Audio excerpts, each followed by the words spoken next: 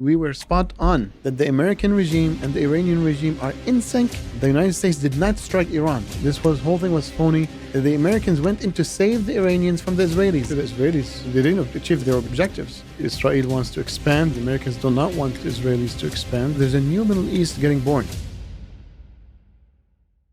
Assalamu alaikum wa rahmatullahi wa barakatuh, everybody. Welcome to the I3 Pulse. I'm Ibrahim, sitting in for Uthman.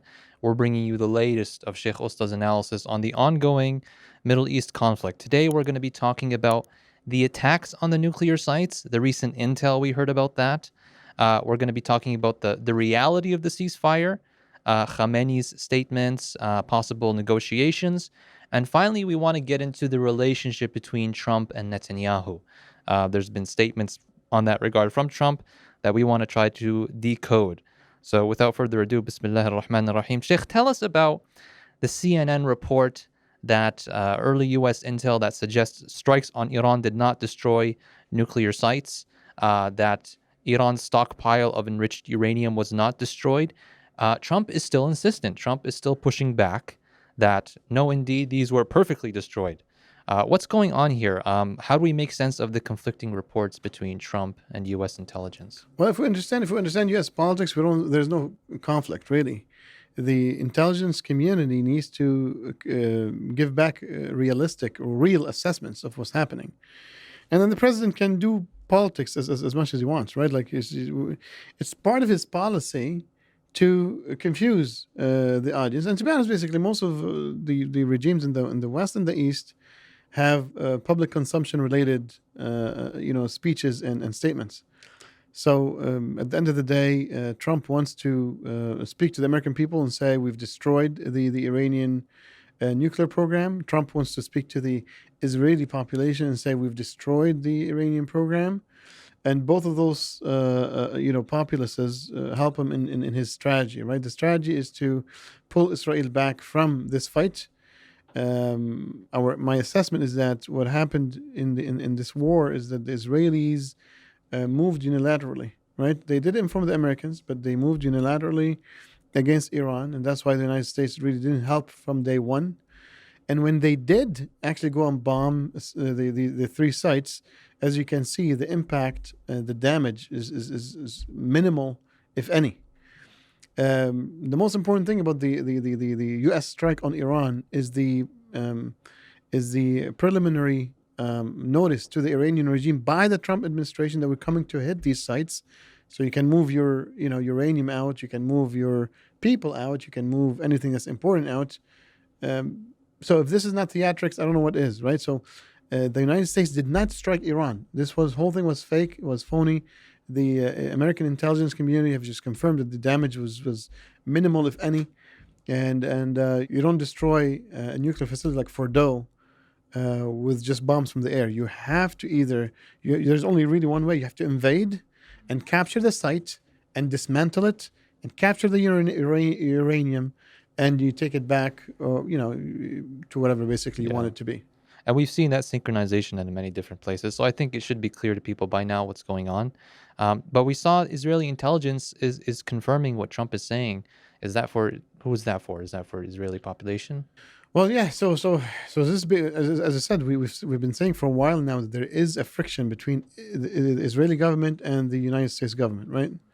We don't know if Netanyahu is going to keep pushing for more wars and more wars and more wars, right? It helps him on a personal basis and helps the Israel from a regional strategic perspective to control the area. What's happening is Israel is trying to push for regional domination. And what's happening against that is the Americans are pushing back on that. This is facts. These are facts. Until now, it's facts. Things could change, right? Policy changes.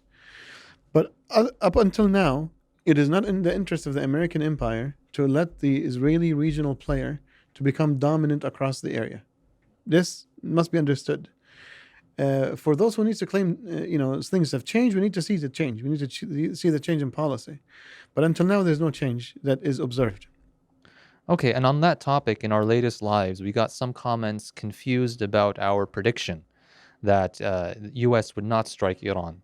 I think you put it at a 30 to 40%. So could you provide some clarity on that for some of our viewers who might be confused? Yeah, I did say actually 60% the United States will not strike. Yeah.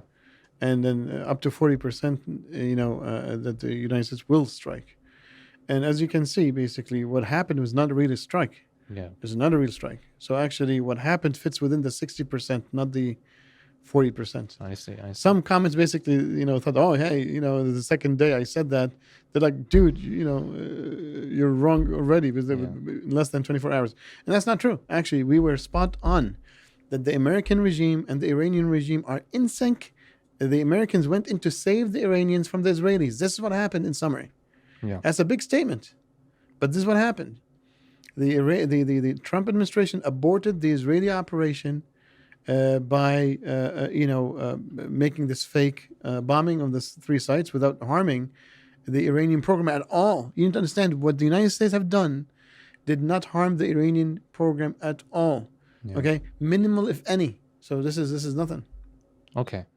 Now, on the topic of the ceasefire that came shortly after, Khamenei used this as an opportunity to announce complete victory over the United States and over the Zionists, and that his nation, quote unquote, delivered a hard slap to America's face.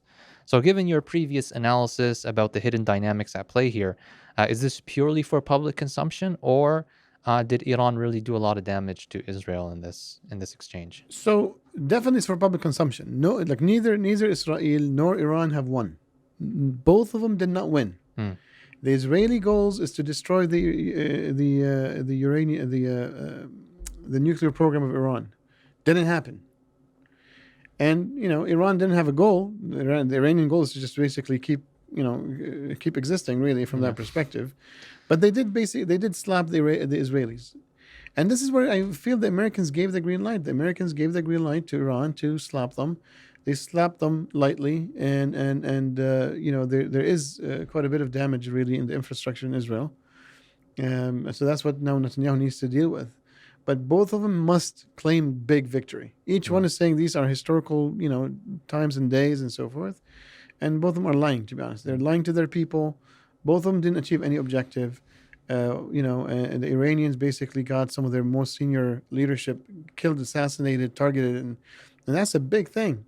Yeah. And they responded with basically small little number of rockets. So it's just the Iranians are fully in sync with the Americans. The Americans gave an upper limit of how much damage they could do, because the Trump administration wants to teach Netanyahu a lesson. This is what we see right now. Because if the Americans didn't want to do that, the Americans would have fully protected Israel, and maybe the Americans would have bombed Iran on behalf of Israel, right? So that didn't happen. That didn't happen. Do you think the Iranian attacks on Israel, do you think that helped Netanyahu at home, or did it backfire on him? Because I can see how it might help him that, rallies the people around the leader, kind of takes distraction from his personal troubles and failings. But I can also see that it might backfire if people saw this as retaliation from Netanyahu pushed forward. It's a mix. It's a mix, and time will tell. But lots of Israelis basically fled the country. That means basically he couldn't protect Israelis. There has been casualties and wounded people and lots of destroyed. Tel Aviv was targeted. Haifa was targeted. Those are the two main cities in the country. Yeah. One is the industrial base, and one is the capital. So the amount of damage that happened basically has been unprecedented. Is it large? Not large, but it hasn't been. It's the first time ever, and since the beginning of this colonial state. Yeah. So Trump has stated that Iran and the U.S. will hold a meeting next week, in the aftermath of this ceasefire. Although Iran has not publicly confirmed it yet, we know that the Israelis attacked Iran after receiving the intelligence that they weren't going to attend the previous meeting, the June 15th meeting in Oman, right? So do you think Iran's going to bail again this time? No. As I said, basically, the Iranians, look, if they do, it's for theatrics. It's for basically public consumption. The Americans and the Iranians, or the Iranians, are in constant contact with the Americans, period. The American is the only regional power right now within the Middle East. Is the only global power in the Middle East. So all regional powers have to sync up with the global power. This is how the world works. Yeah. Like, a manager cannot do anything without the director's permission. It's just a hierarchy. So the hierarchy within the nations in the world, you have You have small little countries, right? They just have only local influence. You have regional powers, and you have basic global powers. The regional powers cannot make a move without syncing with the global power. And if they do, that's called a challenge to the global power's sovereignty over the region. Yeah. So it's just like this is how the world works. People need to understand that. And the Iranians are not pushing back on the Americans. They said, look, we respect the hierarchy and we are part of the hierarchy, meaning we're going to sync up with you, take your permission, get your approval, make sure basically your interest is preserved. So you can preserve our interest in reciprocity. Yeah. So if Iran no longer has its nuclear sites as the U.S. claims, right, and we don't think that that claim is accurate, what do you think this meeting is going to be about? Well, again, this is basically like really a guess game, really. But at the end of the day, how does the United States need to position Iran in the next new Middle East, right?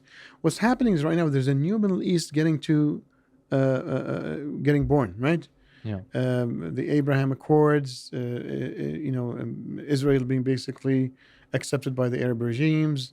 We need to see how the Palestinian issue, the Gaza issue, gonna turn out. So that might also be on the in the discussion, the Gaza piece, because the Iranians have lots of influence on Hamas. Jolani in Syria, that's a new development too. Yeah, but it's like the Iranians now are out of Syria. Okay. So might not be like at least a primary topic. Yeah. So after this ceasefire and after having seen the facts right now, many people were talking about regime change as being the goal of this war between Iran and Israel. How likely do you see that as happening now? Do you think the U.S. is interested in regime change in Iran? No, right now there's no signal that there's any interest from the United States. Actually, the United States came and saved the regime. So definitely there's no interest right now from the Americans. If the Americans wanted to make the regime fall, they would have bombed more. First of all, they would have allowed the Israelis to keep bombing. And they would have bombed more and more. And they would have bombed all the military sites. And it's just like there's no sign whatsoever from the Americans that there's regime change. Actually, in the contrary. Yeah. The Americans are trying to save the regime and to maintain it. Okay? From the Israelis, sure, the Israelis, I'm pretty sure the Israelis would love to have regime change, but they don't have the capacity to induce it. Yeah. There's no capacity to induce regime change by the Israelis in the Iranian regime, period. Okay. So now that we talked about America and Iran, let's talk about America and Israel. So we saw recently that Trump actually kind of lost it on Israel in this clip. He said he's not happy with Iran, but he was furious. Yeah, he was really not happy with Israel, and he dropped some F-bombs there. We have two countries that have been fighting so long and so hard that they don't know what they're doing. Do you understand that? They don't know what the F they're doing, and they've been fighting each other for so long. The question is, we've seen countless times that Israel breaks free from U.S. authority. So why are they able to do so repeatedly without consequence? Well, so this is very simple, right? Like the Americans' grand strategy is to maintain a regime within the Middle East that keeps the region in chaos. Yeah. Every single time you need to create chaos, there's a good tool for that. Yeah. Right? Why? Because the United States, one of the main strategies of the United States globally to maintain American hegemony over the planet Earth is not to allow the Muslim world to unify or to develop or to progress. And the enemy of progress is instability, is wars, and that's why. The heart of the Middle East, the heart of the Muslim world, from Malaysia to Morocco is Palestine, is Syria, is this area. So keeping it basically keeping it in flux is a grand strategy for the United States and the whole Western world. Okay. Actually, even some of the analysts say that there is a new secret agreement between the Western countries to maintain the Middle East in chaos and to divide the already divided countries. That's based upon the prior secret that was unveiled by the communists, by the Soviet Union after their revolution and against the Tsarist Russia, which is the Sykes-Picot Agreement, right? So there is, let's say, a new Sykes-Picot Agreement, that all these Western countries agree to keep the Muslim world broken into pieces further and further and further. Now, nobody have released anything like that. But when you watch what's been happening in terms of the cooperation of the Western countries and even the Eastern countries, from Russia to the United States to everybody in the West, and what's been happening in the Middle East for the last 50 years is total destruction. I mean, to be honest, don't forget, like nobody should ever forget that part of what has been published, as a strategy for the United States within the Middle East was the constructive chaos that Condoleezza Rice basically, made as a plan, right? This is a small strategy. It's not like a secret agreement. This is like American strategy for that, let's say, 10, 15, 20 years. And that strategy has to align with that bigger secret agreement, okay? So today, yes, I am saying that there is a secret agreement between the Western countries, the European, North American, and even the Russians maybe included, that the Middle East and the Muslim world must always continue to break into pieces, must continue to divide. They already divided for perpetuity. For perpetuity. The Muslim world needs to understand that this needs to stop, and that means basically there has to be more political awareness from the Muslim leaderships of all these countries, and to wake up a little bit, because see, their turn will come. Their turn will come, and the Americans will basically they'll get expired one day, and they will be released and discarded by the Western countries. And if they don't understand that, they just need to read the history of Muslim Spain, and how basically, one by one they were basically discarded by the European crusaders, right? Yeah. Is this philosophy of constructive chaos, is that still the driving philosophy behind this new Sykes-Picot imagination of how to divide the Middle East? How has that changed? It's the other way around. That new Sykes-Picot is probably way older than the constructive chaos. I see. Sykes-Picot is very old, of course. No, Sykes-Picot is just like 1918, right? Yeah. So. Okay. Barakallah fiqh. So what do you make of his anger towards the Israelis? Like he said, he's very fed up with them. Well, again, at the end of the day, it's as I said earlier, basically, Israel wants to expand. The Americans do not want Israelis to expand. Yeah. They want a balance of power between regional powers instead of one power controlling the whole region. Yeah. So that's where there's a conflict of interest. Okay. So we also saw Trump on Truth Social kind of contradicting himself in his rage towards the state of Israel, because what he said is that the courts of Israel were conducting a witch hunt against Netanyahu. Okay, and he reiterated that him and Netanyahu are a united front.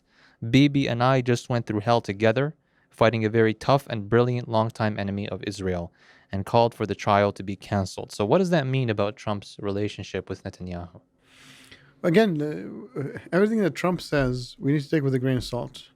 What we need to watch is what Trump is doing. Okay. And the policy on the ground. Otherwise, basically, again, this could also be for public consumption, right? At the end of the day, there is a Zionist lobby in the United States. He needs to appease that a little bit. He needs to maintain a strong. He needs to maintain a strong support for the state of Israel, right? So Israelis feel safe to stay within occupied Palestine, right? So that's one piece. So, but what we need to see is what's happening on the ground. If the Israeli courts have been empowered by, with whatever resources they have and connections, networks, including Americans, to hunt Netanyahu down, this would be pure, public consumption. If they do end up basically kind of giving him what Trump is saying, then we'd know that this is maybe part of proclaiming policy in the open to steer the actions of the Israeli court system towards a specific direction. Okay. Do you think he wants the Israeli courts to cancel the trial? Well, we'll see. To be honest, basically, there is a possibility. Both possibilities are open. Okay. At the end of the day, Netanyahu could make a negotiation. Netanyahu can negotiate his way out. I mean, he's been given many times from the Biden administration and the Trump administration is all the guarantees. So it's just Netanyahu is ideological. The guy has been basically standing up for Israel since he was in his 20s and even before. And so let's see. I wouldn't be surprised if there is a deal that's been struck behind the scenes between him and Trump, and he would basically get off of the hook for for example as a price for him just basically stepping down and just letting maybe people, prime ministers who are more aligned with American strategy to come and take leadership of the state of Israel, right? So I see. both options on the table. If there's a negotiated agreement, I can see how basically he could support the courts to release him, and I could see basically how the United States wants to make an example of him also, if he does not agree to American terms. At the end of the day, interest and power is what plays. Barakallah feek. So what's next, Sheikh? Is the Israel-Iran war over? No, not really. I wouldn't say it's over. I think it's basically for now. Maybe it's over temporarily. Things could flare up again, and I'm pretty sure the Israelis they didn't achieve their objectives. So the Israelis could flare this up again. I mean, the nuclear program in Israel, which is really an existential threat from an Israeli perspective, from their perspective, is still there. So the possibility of war within the next 1 year, to 2, is very highly likely. Yeah. Okay. So right now, on the Palestinian side of things, we see a village in the West Bank that's been attacked by Israeli settlers, and countless Palestinians have died during this interchange between Iran and Israel. So do you think that Israel used this conflict to carry out its expansionist ambitions without being caught? Was it part of the strategy? Not necessarily, no. Because it's just like, anybody who's an active observer of the Palestinian theater, this has been happening constantly for decades. Okay, at least what's happening right now with the intensity for years. So no. They're not hiding anything. It's just like occupation is continuous and is regular, and settlement is regular and continuous. It's just Okay. So you think the focus on Gaza will resume? Probably, yes. Okay. What about the ceasefire there? I think it seems basically Americans are pushing for it more now. Jazakallah khair, Sheikh, for your latest insights on this war. I think we're seeing lots of things coming together, especially maybe for some of our more skeptical viewers. I think some of lots of arrows are pointing in the same direction. So, Jazakallah khair. Assalamu alaikum. Don't forget to like and to subscribe, and we'll see you next time on the I3 Pulse. Assalamu alaikum.